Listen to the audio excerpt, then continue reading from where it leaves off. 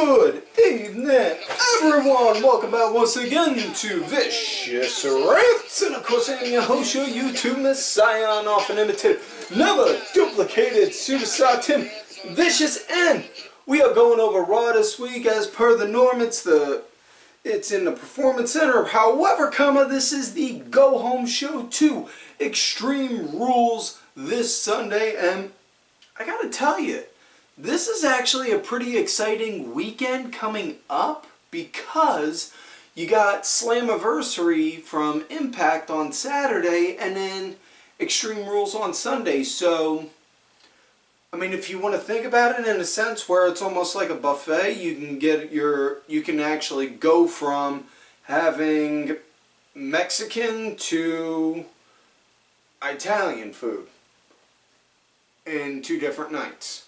Basically, you know, and I'm using that comparison, and I'm saying this in the nicest way. I'm not throwing shit. I'm not throwing shade, saying shit or nothing. What I'm saying is, it's, you know, we got 2 different big wrestling pay-per-views going this weekend. If fans can just, if the snarky fans can pull their heads out of their asses and bother to take the time to enjoy the weekend, hopefully, you know, they'll be able to appreciate something.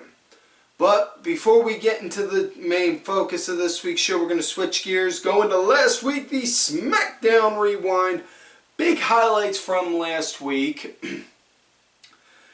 They set it up for Jeff Hardy, Sheamus, round 2. This time it's going to be in a bar fight. I certainly hope it goes a lot better than the last bar fight I was in. I'll probably save that story for another time. I'd rather not put that on here at this moment. We'll just save that for, we'll just put a pin in that and save that for another episode. Another thing that they set up with is they're laying down more foundation for the Cesaro Nakamura versus New Day feud. I like it. You know, you got Cesaro and Nakamura being the 2 hard as nails. We're the actual wrestlers, not entertainers, that are trying to do our job. Let us go out there and do our job type bit. You know, and just personally thinking out loud, something I would like to see, let the New Day lose the tag titles and then have both guys from the New Day cheer each other on, but have separate feuds, like Kofi chasing after, like, Daniel Bryan, and I'm just plucking random names out of the air. I'm not saying to actually make this a legit story or a feud, but, like, have Kofi go against Daniel Bryan and Big E go against Corbin. You know, something like that. All the while they're still cheering each other on. You know, just to mix things up a little. Now, other than that, the big thing that they set up, it's going to happen this Friday coming up. AJ Styles is going to be defending his Intercontinental title against the bro himself, Matt Riddle. And I know a lot of stuff has been said about Matt Riddle over the course of the past couple weeks. And I'm not going to put out an opinion one way or another on the man. I have never met the man personally, so I can't say one thing or another about him. I will say this, though. As fans, what we all need to do right now, if things are being taken to a legal level with lawyers and judges and such, as, you know, Matt said he was going to be doing, it's at that point in time we all need to just go and be like, yo, back up and chill. It's out. You bring law into it, that's when we back up. You know, if people want to throw in shade at each other, like, you know, like, we'll say, for example, a couple years ago, Sami Callihan was butting heads with that douche nozzle Austin Aries for a good while. And then, you know, while them 2 were butting heads, you know, you had people on Team Sami and Team Austin, and it was like, okay, yeah, because these guys don't like each other and they're given reasons on why. You know, but if lawyers were starting to get involved, that's when we'd need to be like, yo, chill. Again, back off. You know, having beef with someone, that's one thing. You can sit camps on that if you want. But the second law comes in, that's when I feel like we need to back off. But that's just me.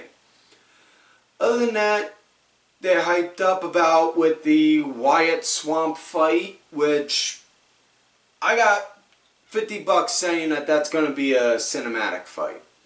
Cinematic match, which I got no problem with. Other than that, nothing else really set up, or that's really the big highlights from SmackDown.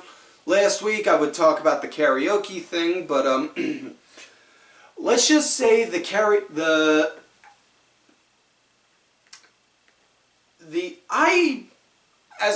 as a way of fun, pastime during lockdown and quarantine, I started up a hashtag game on the Twitter.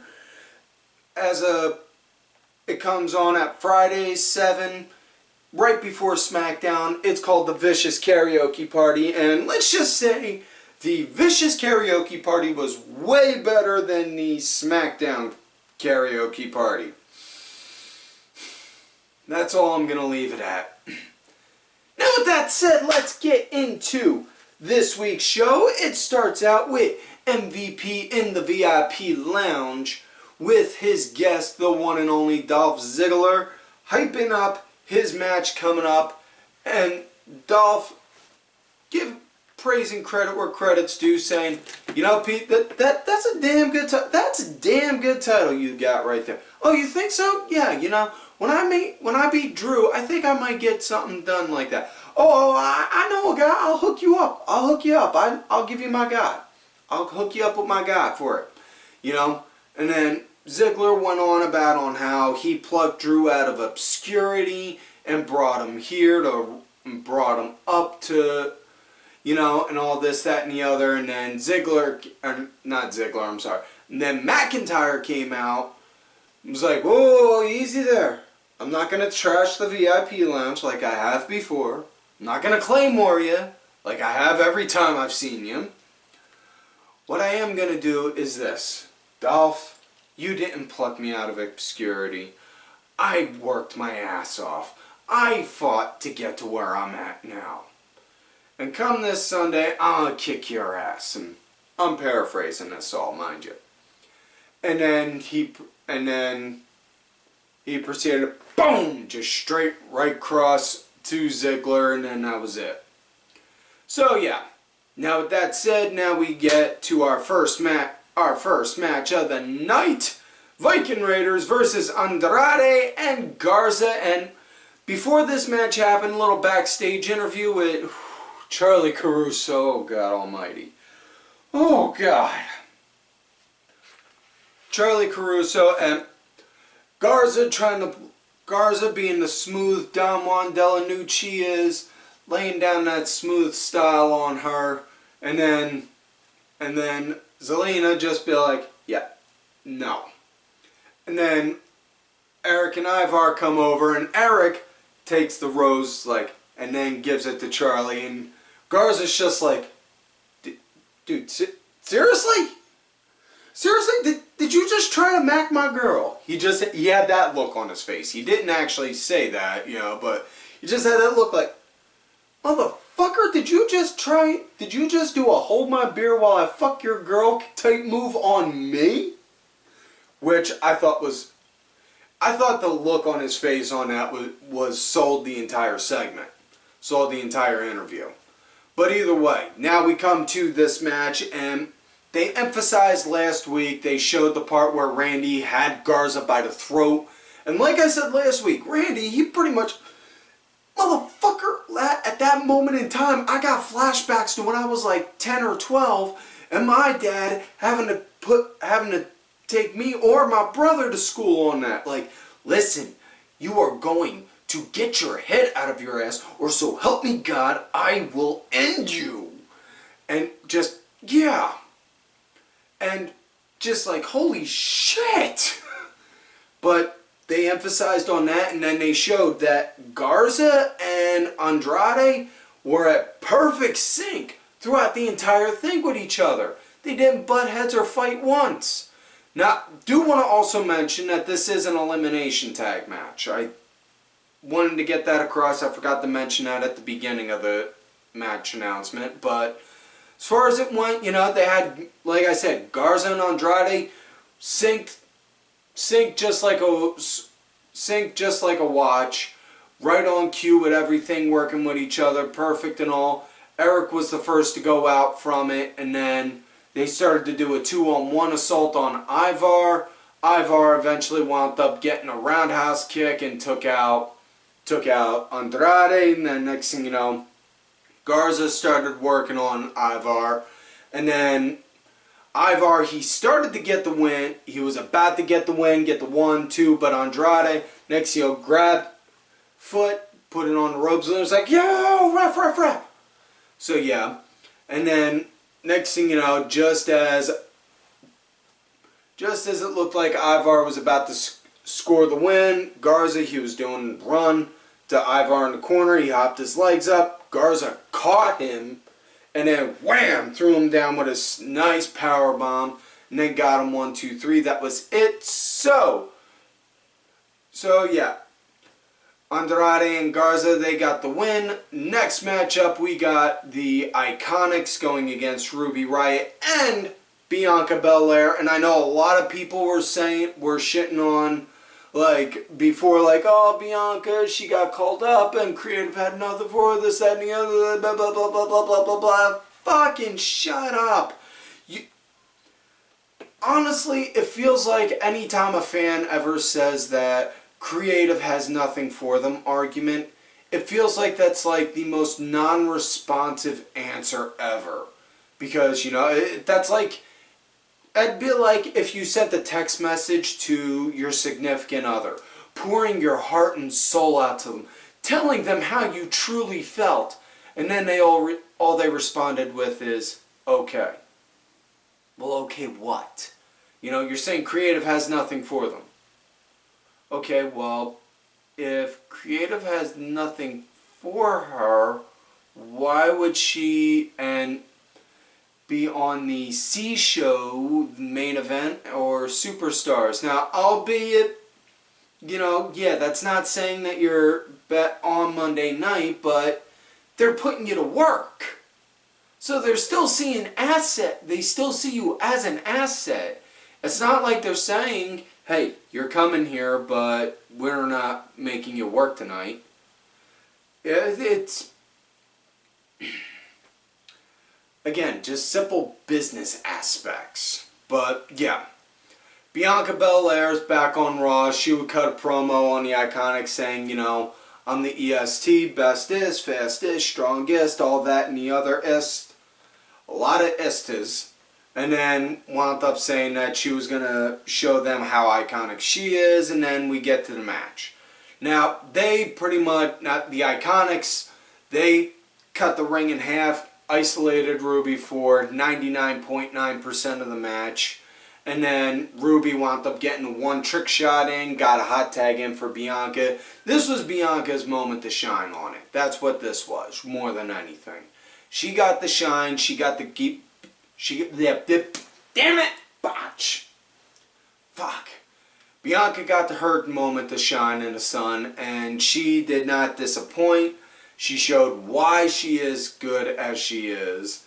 And then, you know, match came to an end when she hit the KOD on Billie Kay. Got the 1, 2, 3. That was it. So next matchup, we got Buddy Murphy versus Aleister Black. But before this came to be, Seth Rollins came out, cut a promo basically saying, when I agreed to an eye for an eye match with Rey Mysterio, I was not expecting it to be an actual match where one's eye had to be plucked out. I thought it just simply meant for revenge. But now, Rey, you're forcing me to have to do this. You're forcing me to have to hurt you. You're forcing me to have to end you. And this goes back again, and I feel like I'm a fucking broken record saying this, but my God, it's the gospel truth. The best villains never see themselves as villains. They don't. they see themselves as the hero of the picture. And that the hero is the one that's in the wrong. They're the ones that's stopping them doing what they do. And as what Seth would say, for the greater good. And, you know, I don't want to throw out a shit ton of examples from movies or TV shows, because I've done that a million times. Like I said, I'm trying not to beat this horse to death, even though I already have. I've beaten this horse to death so much now, it's fucking not even fucking laying there dead, it's ground chuck. Ugh. But yeah, the best villains see themselves as heroes. You don't believe me? If I'm not going to use a movie example, I'll use a wrestling example. Look back to when Samoa Joe was running white hot with the U.S. title. When he was running hot with the U.S. title. When Joe is running hot and when he's a heel, he does not make he makes himself out to say, hey, I'm the good guy here. I'm just here to prove a point, saying I'm the dominant one. This one wants to say they're not. This one wants to say they're in the wrong. Well, I have to show. This one wants to say I'm in the wrong. Well, I have to prove him wrong then. So yeah. So now that I've done that and I'm over that bit of trot, now I've trotted over that, let's get to Murphy Black. It was another fucking beautiful match. It just had such a shitty ending. You know, Murphy, he was focusing on Black's leg the entire time. Punches, strikes, chop blocks, anything and everything you could imagine to fucking weaken and soften that leg up. He was doing with it. And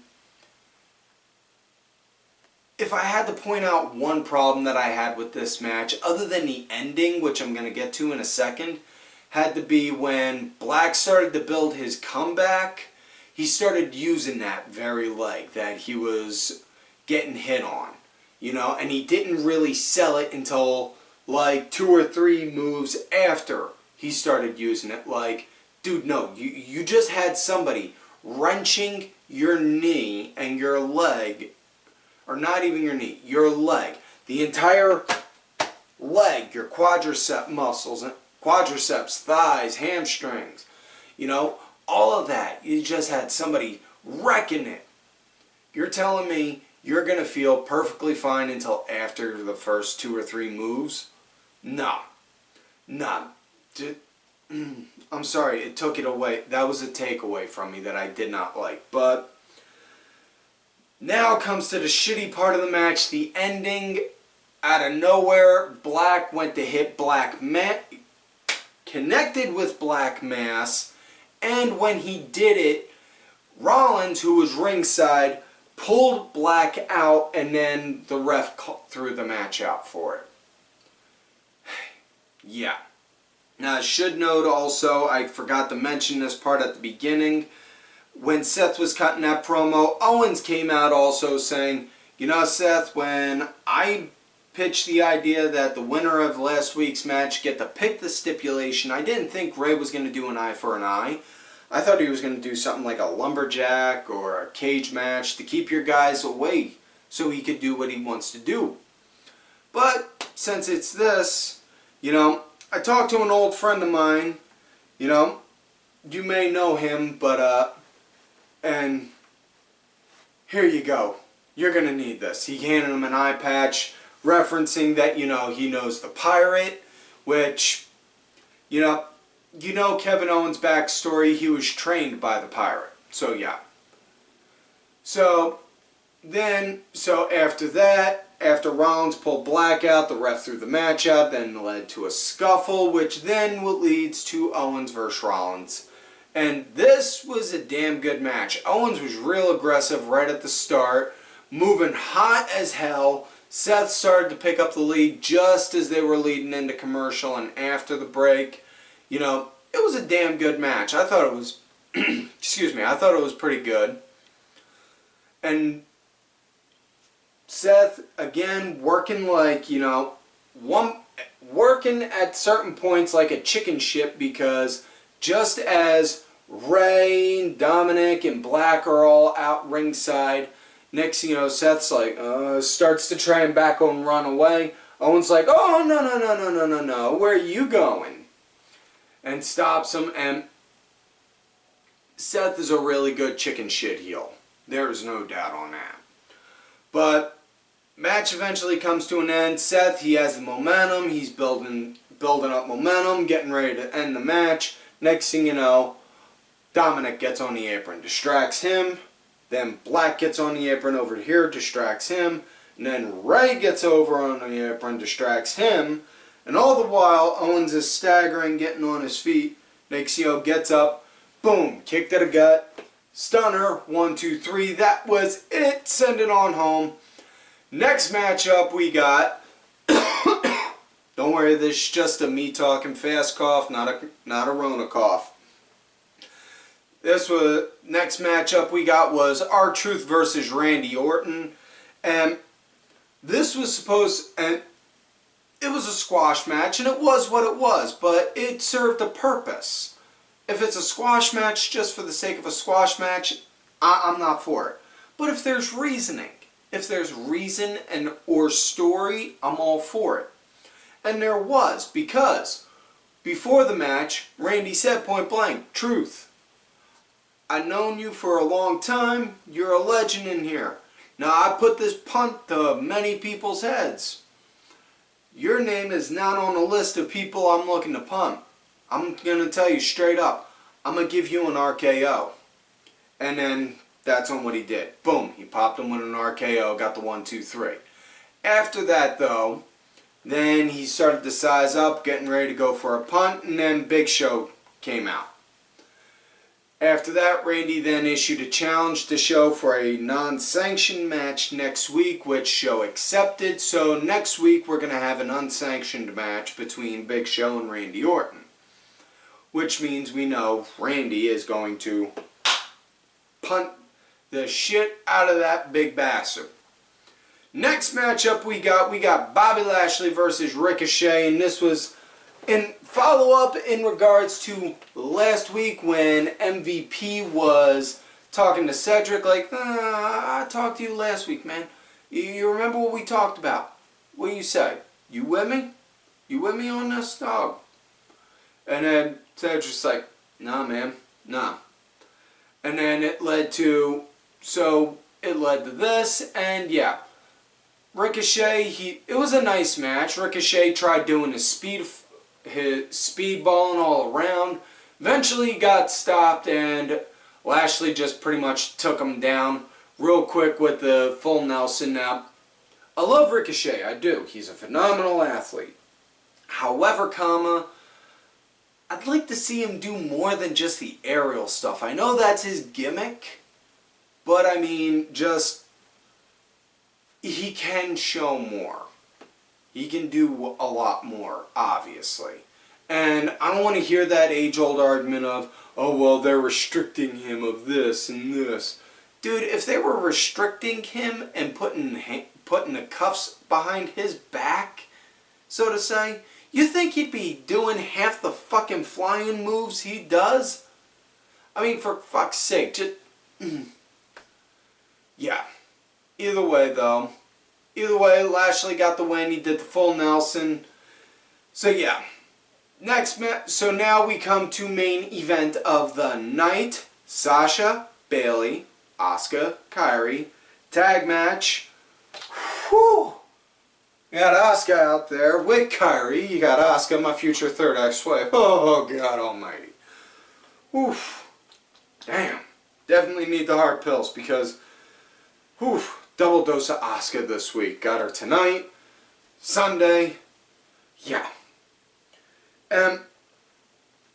This was a damn good match. My buddy Josh Robinson, he put it out there on the Twitter. And Josh, I'm giving you credit on this where credit's due. You hit the nail on the head.